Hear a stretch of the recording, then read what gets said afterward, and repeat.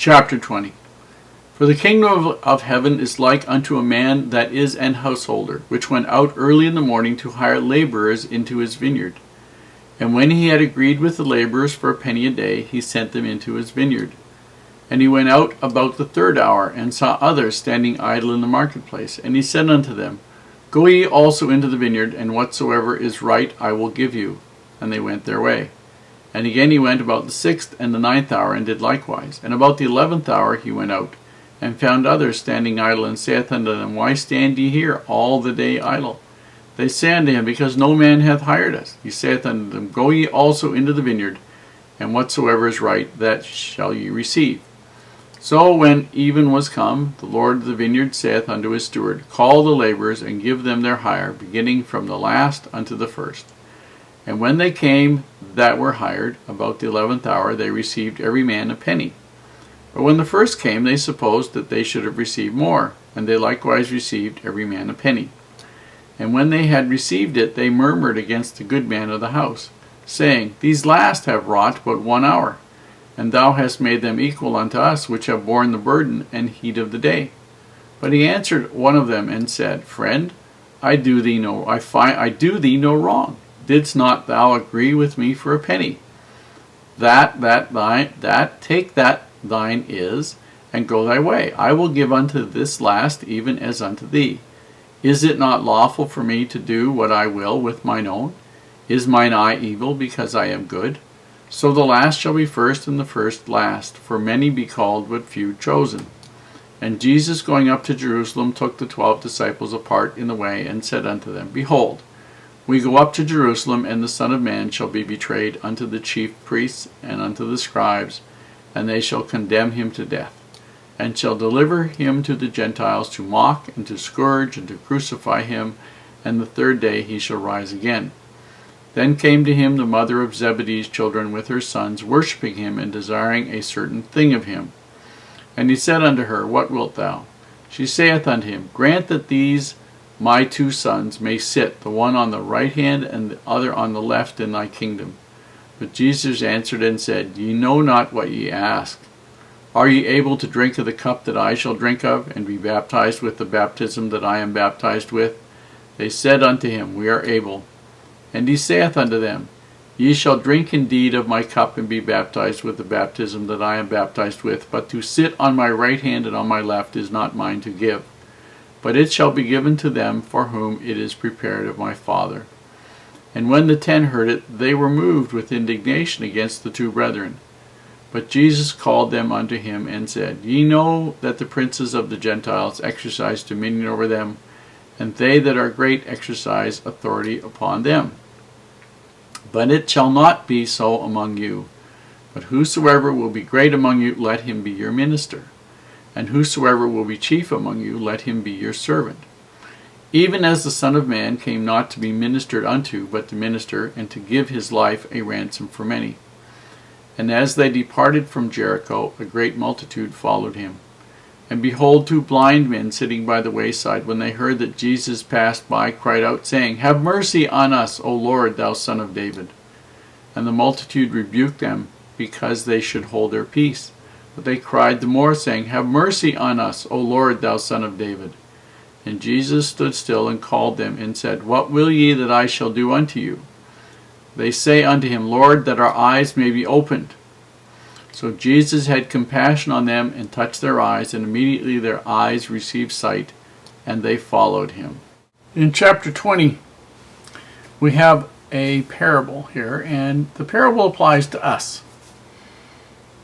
And he used it as a teaching tool in the day, because they were arguing about who would be the greatest, who would get the most, who would have the most recognition, etc., etc. And the story basically is explained very simply.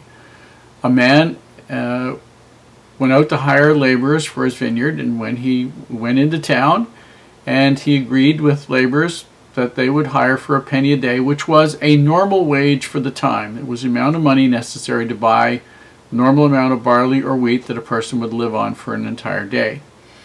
And then in the third hour, he went out and he saw others standing idle in the marketplace, and he hired them. And again in the 6th and the 9th hour he did likewise. And he found more people standing idle, and he hired them to go work because he wanted the work done as soon as possible. And so he hired these people. And so when the end of the day was done, he called his steward. The steward was the man who was in charge of the money and all the rest of this. And he said to them, give them their hire beginning from the last unto the first. So the ones that were hired and worked the least amount of hours, they were paid first. And when they that came that were hired about the 11th hour, they received every man a penny. And when the first came, they supposed that they, because they worked many more hours, that they likewise should receive more, but they got paid a penny too.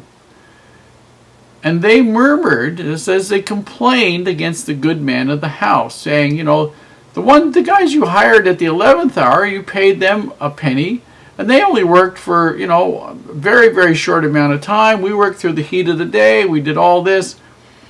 And he said, I do thee no wrong. Verse 13, didst thou not agree with me for a penny? No, you were not working, and I went to see you at the first hour of the day, and you agreed to work for me for a penny.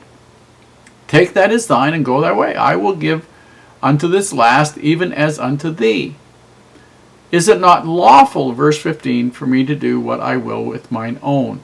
Is thine eye evil because I am good? Now, the part where this holds for us is very simply this.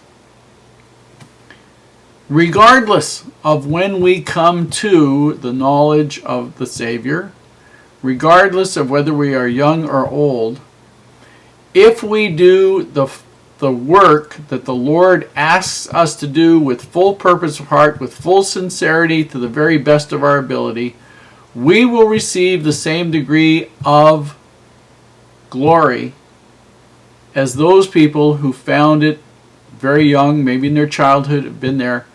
Because we are going to receive joint inheritances with Jesus of everything the Father has, there isn't anything more we can get. It isn't like they're cutting up a pie, and if there are more people, we get a smaller piece of pie. That isn't how it's going to work at all.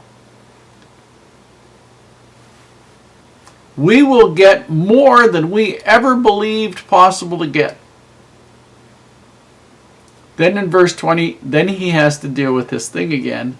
The mother of Zebedee's children comes with her son, and she wants one to be on his right hand and one to be on his left. In other words, these two are going to be the most favored. And Jesus says, you don't know what you're asking. Do you think you're able to handle all the bitterness and the trouble and all the rest of it that I am going to partake of? And be baptized with the baptism that I'm baptized with? He's not talking about getting water baptism. Death is what he's talking about. And they said, we are able. And he said unto them, you indeed will drink of my cup. You will suffer the bitter dregs of this cup, and you will die as I have died. But to sit on my right hand and my left is not mine to give. It's up to my Father. And when the 10 heard about it, they were upset. And Jesus said unto them, don't worry about it. Whoever would be, verse 27, the chief among you, let him be the servant, your servant of all. We had a poster around here I loved some time ago. It said, let him who would be the greatest among you be the servant of all. And that meant that me, as the father in the house, if I wanted to think I should be the great-grand poobah, the great grandiose guy, then I needed to be the servant of all of them. I needed to change the kids' diapers, clean the toilets, do all those other sorts of things. Because that was, if I'm going to be the servant, then I need to do the work. I just don't sit around and have people come and kiss my feet and bring me cold drinks, and I think that I'm the most wonderful guy on the face of the earth. If I don't deserve it, I don't deserve it. Now, the only way I show I deserve it is by working and doing the things that need done.